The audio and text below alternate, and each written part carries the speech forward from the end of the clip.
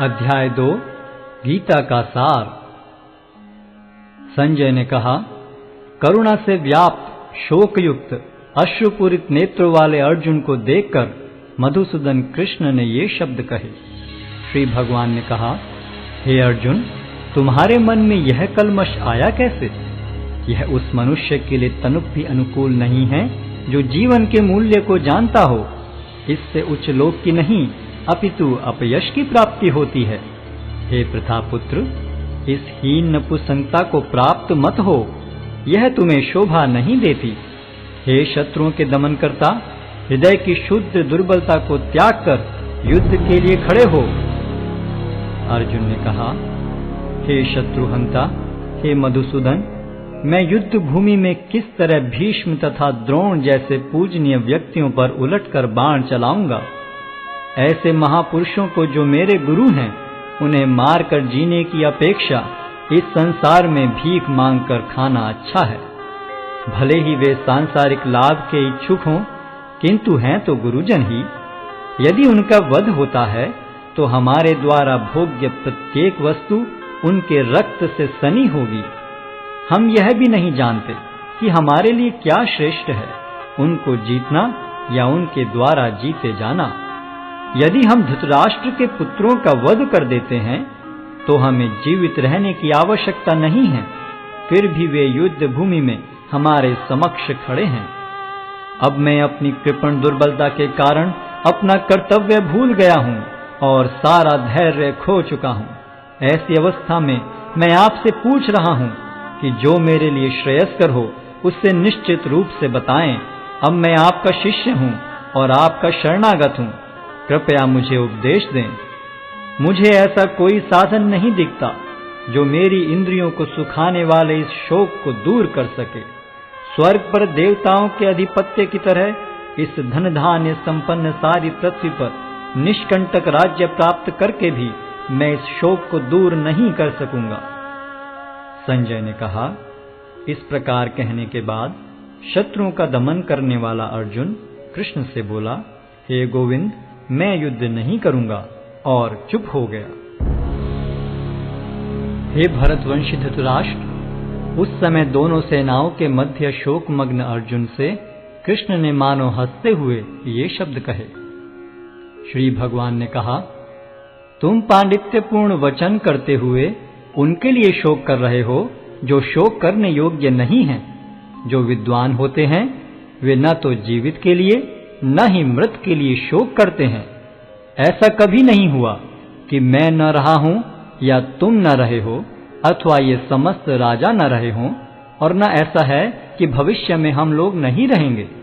जिस प्रकार शरीरधारी आत्मा इस शरीर में बाल्यावस्था से तरुणावस्था में और फिर वृद्धावस्था में निरंतर अग्रसर होता रहता है, उसी प्रकार मृत्यु होने पर आत्मा दूसरे शरीर में चला जाता है।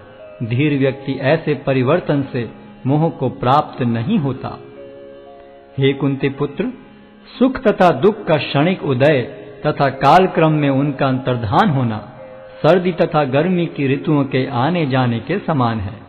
हे भरतवंशी, वे इंद्रिय बोध से उत्पन्न होते हैं और मनुष्य को चाहिए कि अविचल भाव से उनको सहन करना सीखे।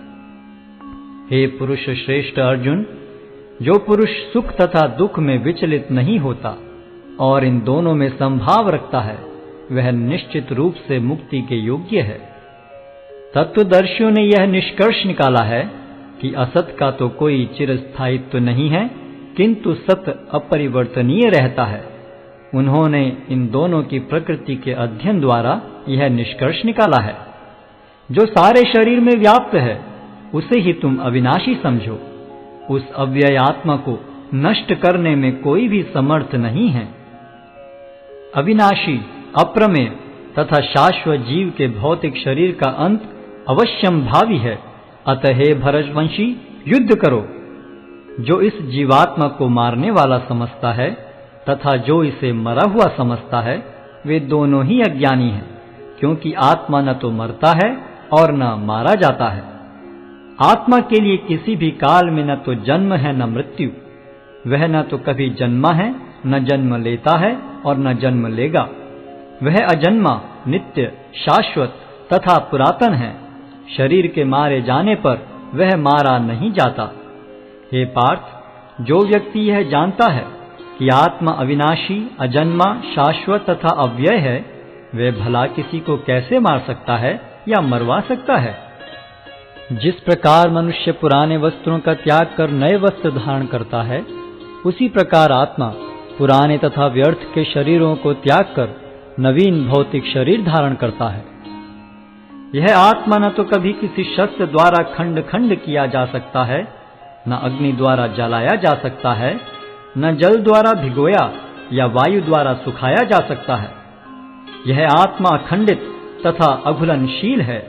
इसे न तो जलाया जा सकता है, न ही सुखाया जा सकता है।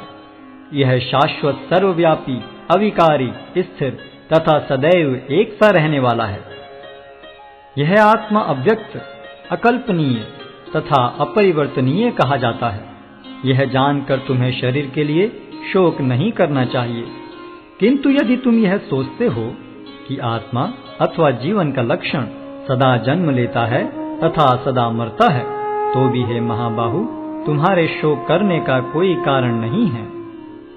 जिसने जन्म लिया है उसकी मृत्यु निश्चित है और मृत्यु के पश्चात पुनर्जन्म भी निश्चित है। अतः अपने अपरिहार्य कर्तव्य पालन में तुम्हें शोक नहीं करना चाहिए। सारे जीव प्रारंभ में अव्यक्त रहते हैं, मध्य अवस्था में व्यक्त होते हैं और विनष्ट होने पर पुनः अव्यक्त हो जाते हैं। अतः शोक करने की क्या आवश्यकता है? कोई आत्मा को आश्चर्य से देखता है, कोई इसे आश्चर्य की तरह बताता है तथा कोई इसे आश्चर्य की तरह सुनता है, किंतु कोई कोई इसके विषय में सुनकर भी कुछ नहीं समझ पाते। हे भरतवंशी, शरीर में रहने वाले का कभी भी वध नहीं किया जा सकता। अतः तुम्हें किसी भी जीव के लिए शोक करने की आवश्यकता नहीं है। क्षत्रिय होने के नाते अपने विशिष्ट धर्म का विचार करते हुए तुम्हें जानना चाहिए कि धर्म के लिए युद्ध करने से बढ़कर तुम्हारे लिए अन्य कोई कार्य नहीं है। अतः तुम्हें संकोच करने की कोई आवश्यकता नहीं है। हे पार्थ, वे क्षत्रिय सुखी हैं जिन्हें ऐसे युद्ध के अवसर अपने आप प्राप्त होते हैं, जिससे उनके लिए स्वर्ग लोक के द्वार खुल जाते हैं। किंतु यदि तुम युद्ध करने के स्वधर्म को संपन्न नहीं करते, तो तुम्हें निश्चित रूप से अपने कर्तव्य की उपेक्षा करने का पाप लगेगा और तुम योद्धा के रूप में भी अपना यश खो दोगे।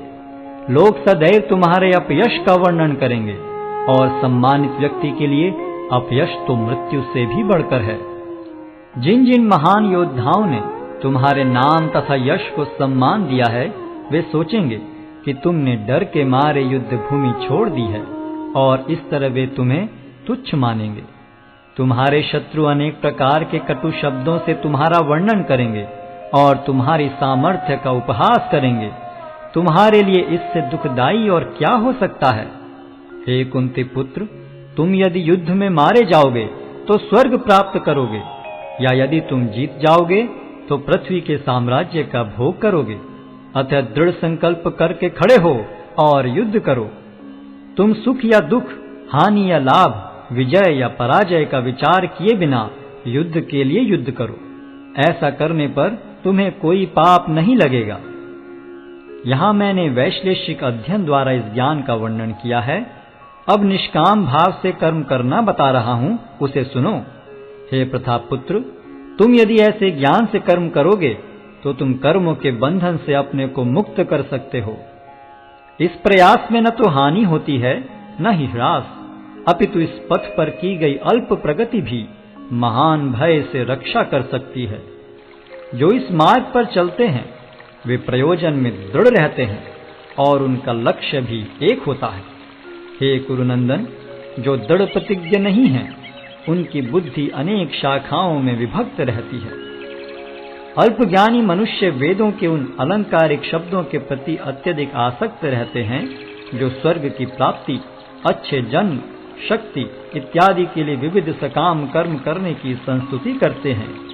इंद्रिय तृप्ति तथा ऐश्वर्य में जीवन की अभिलाषा के कारण वे कहते हैं कि इससे बढ़कर और कुछ नहीं है। जो लोग इंद्रिय भोग तथा भौतिक ऐश्वर्य के प्रति अत्यधिक आसक्त होने से ऐसी वस्तुओं से मोहग्रस्त हो जाते हैं, उनके मनों में भगवान के प्रति भक्ति का दृढ़ निश्चय नहीं होता। वेदों में मुख्यतया प्रकृति के तीनों गुणों का वर्णन हुआ है। हे अर्जुन, इन तीनों गुणों से ऊपर उठो, समस्त द्वैतों और लाभ तथा सुरक्षा की सारी चिंताओं से मुक्त होकर आत्मपरायण बनो। एक छोटे से कूप का सारा कार्य एक विशाल जलाशय से तुरंत पूरा हो जाता है। इसी प्रकार वेदों के आंतरिक तात्पर्य जानने वाले को उनके सारे प्रयोजन सिद्ध हो जाते हैं। तुम्हें अपना कर्म करने का अधिकार है, किंतु कर्म के फलों के तुम अधिकारी नहीं हो। तुम न तो कभी अपने आप को अपने कर्मों के फलों का कारण मानो, न ही कर्म न करने में कभी आसक्त हो।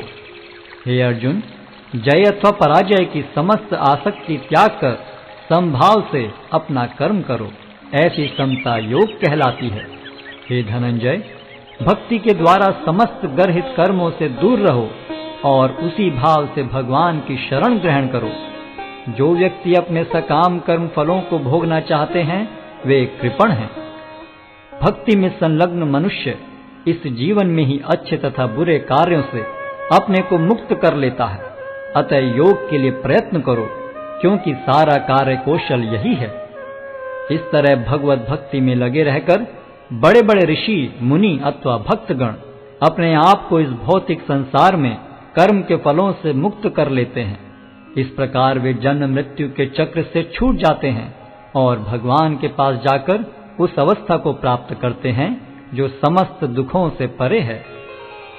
जब तुम्हारी बुद्धि मोह रूपी सघन वन को पार कर जाएगी तो तुम सुने हुए तथा सुनने योग्य सब के प्रति अन्य मनस्क हो जाओगे। जब तुम्हारा मन वेदों की अलंकारमयी भाषा से विचलित न हो और वह आत्म साक्षात्कार की समाधि में स्थिर हो जाए, तब तुम्हें दिव्य चेतना प्राप्त हो जाएगी। अर्जुन ने कहा, हे कृष्ण, अध्यात्म में लीन चेतना वाले व्यक्ति के क्या लक्षण हैं? वह कैसे बोलता है तथा उसकी भाषा क्या है? वह किस तरह बैठता और चलता है? श्री भगवान ने कहा, हे पार्थ, जब मनुष्य मनोधर्म से उत्पन्न होने वाली इंद्रिय तृप्ति की समस्त कामनाओं का परित्याग कर देता है और जब इस तरह से विशुद्ध हुआ उसका मन आत्मा में संतोष प्राप्त करता है, तो वह विशुद्ध दिव्य चेतना को प्राप्त स्थित प्रज्ञ कहा जाता है, जो त्रय तापों के होने पर भी मन में विचलित नहीं होता अथवा सुख में प्रसन्न नहीं होता और जो आसक्ति, भय तथा क्रोध से मुक्त है, वह स्थिर मन वाला मुनि कहलाता है। इस भौतिक जगत में जो व्यक्ति न तो शुभ की प्राप्ति से हर्षित होता है और न अशुभ के प्राप्त होने पर उससे घृणा करता है, वह पूर्ण ज्ञान में स्थिर होता है। जिस प्रकार कछुआ अपने अंगों को संकुचित करके खोल के भीतर कर लेता है, उसी तरह जो मनुष्य अपनी इंद्रियों को इंद्रिय विषयों से खींच लेता है, वह पूर्ण चेतना में दृढ़ता पूर्वक स्थिर होता है। देहधारी जीव इंद्रिय भोग से भले ही निवृत्त हो जाए, पर उसमें इंद्रिय भोगों की इच्छा बनी रहती है। लेकिन उत्तम रस के अनुभव होने से ऐसे कार्यों को बंद करने पर वह भक्ति में स्थिर हो जाता है। हे अर्जुन, इंद्रियां इतनी प्रबल तथा वेगवान हैं कि वे उस विवेकी पुरुष के मन को भी बलपूर्वक हर लेती हैं जो उन्हें वश में करने का प्रयत्न करता है। जो इंद्रियों को पूर्णतया वश में रखते हुए इंद्रिय संयम करता है और अपनी चेतना को मुझ में स्थिर कर देता है, वह मनुष्य स्थिर बुद्धि कहलाता है। इंद्रिय विषयों का चिंतन करते हुए मनुष्य की उनमें आसक्ति उत्पन्न हो जाती है और ऐसी आसक्ति से काम उत्पन्न होता है और फिर काम से क्रोध प्रकट होता है। क्रोध से पूर्ण मोह उत्पन्न होता है और मोह से स्मरण शक्ति का विभ्रम हो जाता है। जब स्मरण शक्ति भ्रमित हो जाती है तो बुद्धि नष्ट हो जाती है और बुद्धि नष्ट होने पर मनुष्य भवकूप में पुनः गिर जाता है।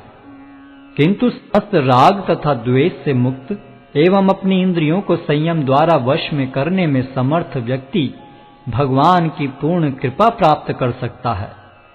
इस प्रकार से कृष्ण भावनामृत में तुष्ट व्यक्ति के लिए संसार के तीनों ताप नष्ट हो जाते हैं और ऐसी तुष्ट चेतना होने पर उसकी बुद्धि शीघ्र ही स्थिर हो जाती है। जो कृष्ण भावनामृत में परमेश्वर से संबंधित नहीं है, उनकी न तो बुद्धि दिव्य होती है और न ही मन स्थिर होता है, जिसके बिना शांति की कोई संभावना नहीं है। शांति के बिना सुख हो भी कैसे सकता है। जिस प्रकार पानी में तैरती नाव को प्रचंड वायु दूर बहा ले जाती है, उसी प्रकार विचरणशील इंद्रियों में से कोई एक जिस पर मन निरंतर लगा रहता है, मनुष्य की बुद्धि को हर लेती है।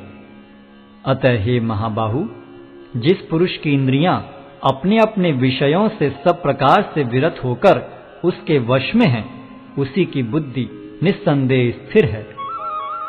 जो सब जीवों के लिए रात्रि है, वह आत्म संयमी के जागने का समय है, और जो समस्त जीवों के जागने का समय है, वह आत्म निरीक्षक मुनि के लिए रात्रि है। जो पुरुष समुद्र में निरंतर प्रवेश करती रहने वाली नदियों के समान इच्छाओं के निरंतर प्रवाह से विचलित नहीं होता और जो सदैव स्थिर रहता है, वही शांति प्राप्त कर सकता है, वह नहीं जो ऐसी इच्छाओं को तुष्ट करने की चेष्टा करता हो। जिस व्यक्ति ने इंद्रिय तृप्ति की समस्त इच्छाओं का परित्याग कर दिया है, जो इच्छाओं से रहित रहता है और जिसने सारी ममता त्याग दी है तथा अहंकार से रहित है, वही वास्तविक शांति को प्राप्त कर सकता है। यह आध्यात्मिक तथा ईश्वरीय जीवन का पथ है, जिसे प्राप्त करके मनुष्य मोहित नहीं होता। यदि कोई जीवन के अंतिम समय में भी इस तरह स्थित हो, तो वह भगवत धाम में प्रवेश कर सकता है।